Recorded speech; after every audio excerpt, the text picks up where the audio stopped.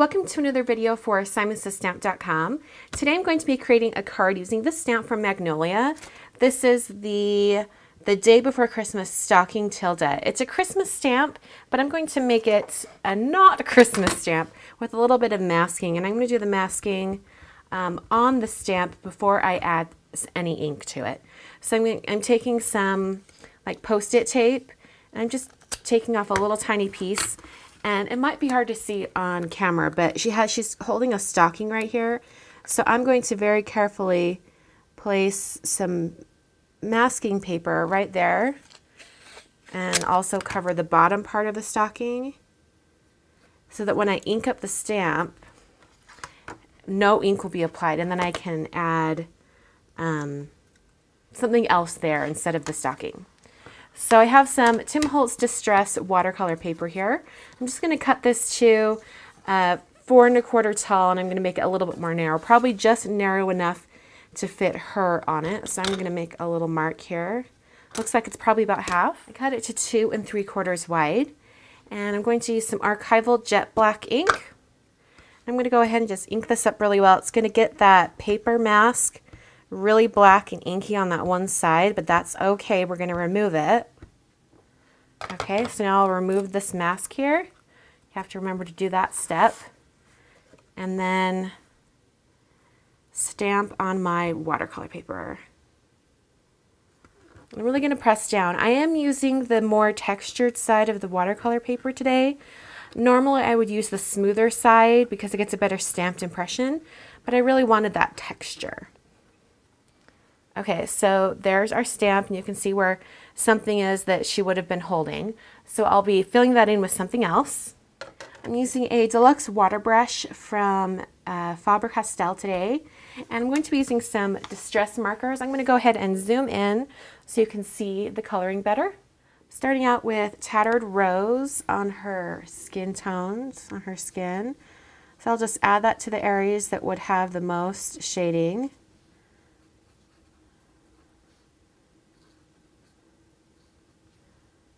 Alright, and then I'll add a little bit of water to pull that color in from the edges.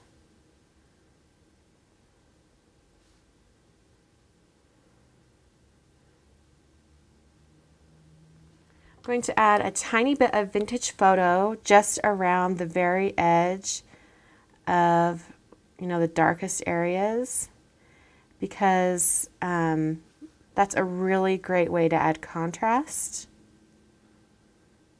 So a tiny bit of Vintage Photo, and I'll just soften that and pull it in from the edges as well.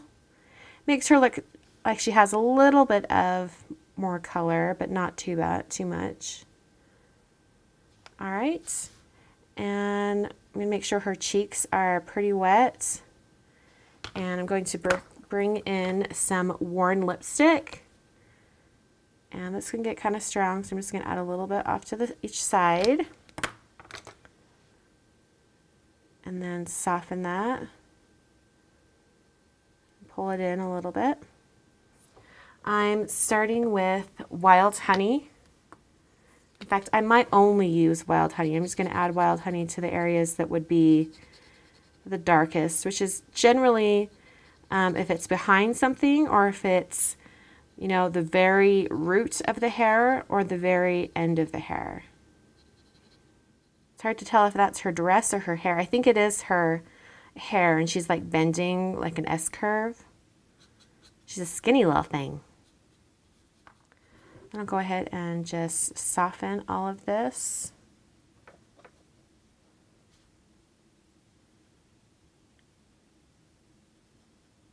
I'm adding just a little bit of gathered twigs just to the darkest areas of the hair, just to tone the yellow just a little bit, since it is quite bright. Add that water. It's going to give her more of a golden color to her hair. Lovely. Okay, so now I'm going to work on her outfit, and I think I want her outfit to have a black skirt with red flowers, and then a red top. I'm going to cap off my water brush for a minute here because as I add the color to the little itty bitty areas in here, I am only going to be using the small tip of the marker because I'm not going to be, you know, spreading all that color around because the area is just a little bit too small. And I'll use peeled paint. I'll also use the small tip to color in the green leaves. And I'm going to bring in a tiny bit of black soot. I'm going to be really careful with this and only add it to the edges that would have the most shading. Basically just right around the edges. And I'll use my water brush to pull that color in and have it come in and around those flowers.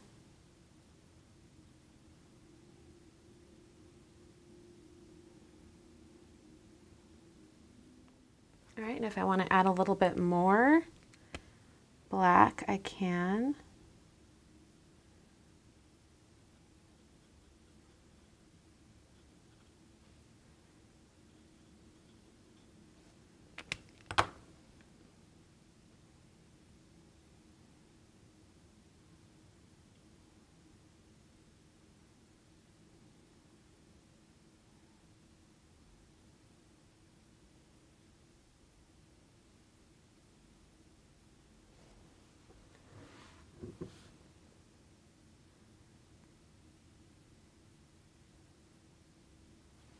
Okay, and then it'll dry back just a little bit. As it dries, it'll go a little lighter. I'm going to add that barn door to the top of her dress, and I'll do the same thing that I did below where I add it to the areas that would be the darkest.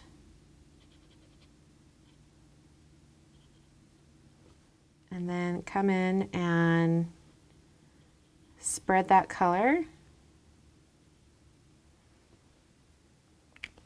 I'm also going to give her red shoes.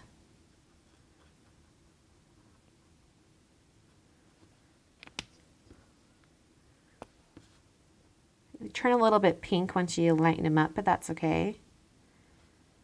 In fact, just to make it slightly darker, I'm going to take another color, which is aged mahogany, and I'll add just a little bit more shading.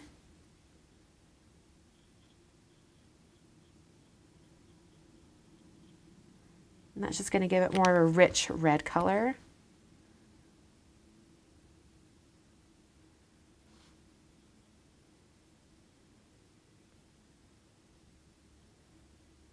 I feel like I need to add a little bit of more shading right beneath her skirt on her knees. So I'm just going to add a little bit more of that vintage photo just right underneath. Make sure my brush is cleaned off and then add that shading right underneath.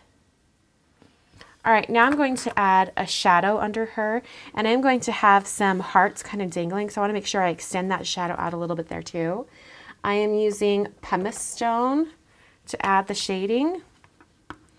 So I'll just add a little right out here. It will come out right there.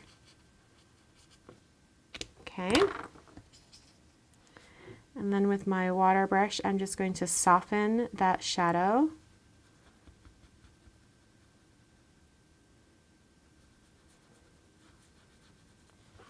Lovely. All right, and that's all the color I'm going to be doing today, except I am going to need to color the hearts that are going to be dangling. So I've got some scratch paper. It was like the other half of that right there. I'm going to run this through my die cutting machine really fast. All right, I have my Simon Says Stamp mini heart dies, and I took them apart and I keep them in a little baggie. And I'm going to die cut 3 hearts out of watercolor paper. All right, now I have these little tiny hearts that are cut out of watercolor paper.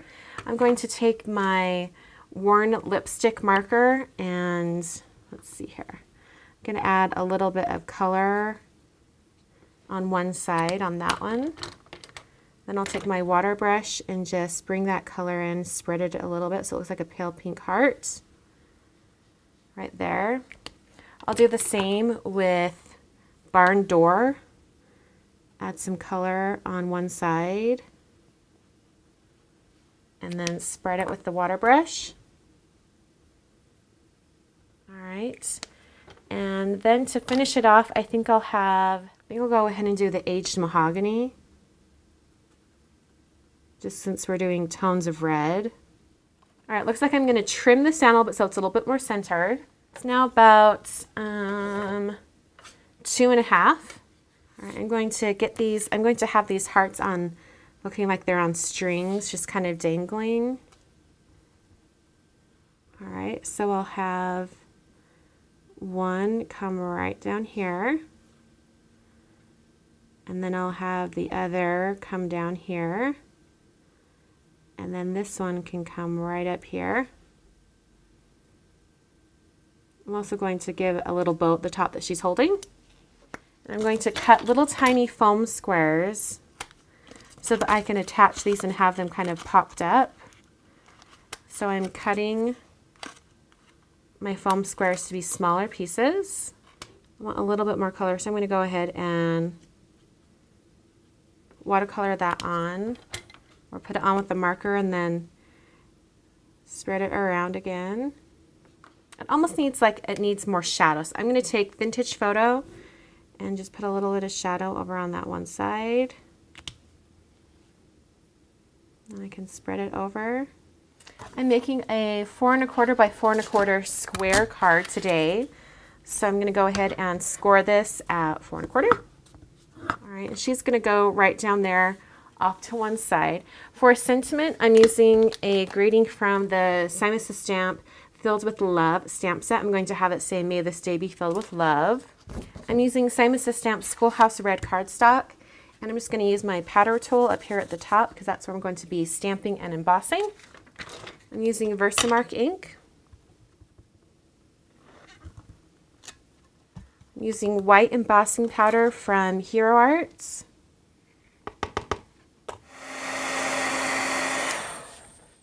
All right, I'm going to put her on foam squares.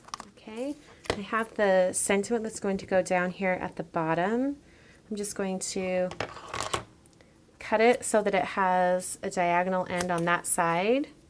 And I'm going to be putting that on foam squares. And because it's so skinny, I'm going to cut some foam squares in half. Okay, I'm going to take my white gel pen and I'm just going to add a dashed line around the outside edge. It'll give it a more finished look. All right, and that finishes the card for today. Hope you guys enjoyed and got an idea of how you can take a Christmas stamp and make it more Valentine's-y. If it's just one small Christmas image in the stamp, go ahead and mask that out and replace it with something else. So I hope you enjoy, and I will catch you guys next time. Thanks for watching.